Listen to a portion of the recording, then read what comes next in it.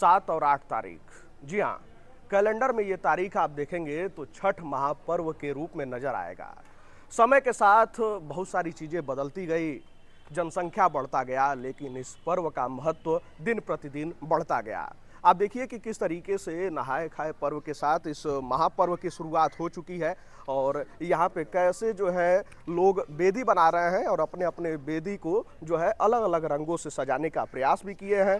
देखिए, इस पर्व का खास महत्व यूं नहीं हो जाता है। इस पर्व को खास बनाने में जिनका सबसे बड़ा योगदान एक तरीके से रहा, या यूं कहें कि छठी मैया ने स्वयं उन्हें वैसा स्वर दिया कि इस पर्व को जो है जन जन तक उन्होंने पहुंचाने का प्रयास किया। जी हाँ, आप समझ ही गए होंगे कि मैं किसकी बात कर रहा हूं, शारदा सिन्हा का, जिनकी 72 वर्ष की आयु में जो है कल उनका निधन हो गया। उसके बाद जो छठ व्रती हैं, जिन गीतों को वो गुनगुनाती हैं, उन गीतों को गाते हुए भी उनकी आंखें नम हो जा रही हैं। लेकिन पर्व का महत्व तो बढ़ता गया, लेकिन उसके साथ साथ क्या चीज़ें घटती गई, आप ये देख पा रहे होंगे कि ये एक छोटा सा तालाब टाइप का है, या जो आप इसको समझे जलाशय है, जहाँ पे जो है जल जमाव हुआ है।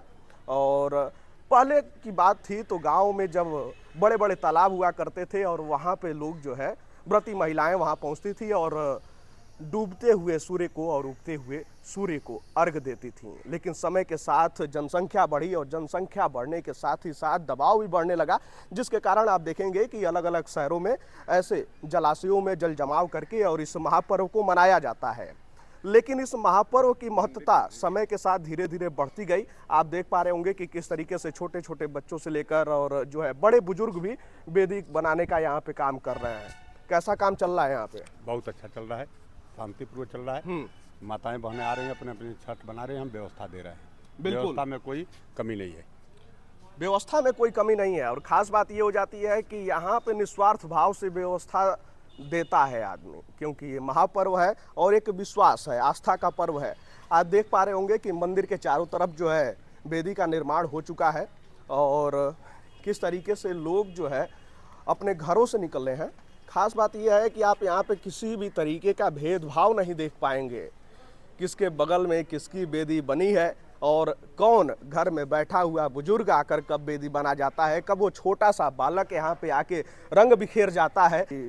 समय के साथ जो चीज़ें बदली, लेकिन पर्व की महत्ता धीरे धीरे बढ़ती गई। कई कहानियाँ हैं, द्रौपदी से लेकर अन्य कई 2-2, 3-3 कहानियाँ हैं, लेकिन उन कहानियों को छोड़िए, आप उस पर विश्वास कीजिए, उस आस्था पर विश्वास कीजिए कि किस तरीके से इस पर्व की महत्ता बढ़ती गई है।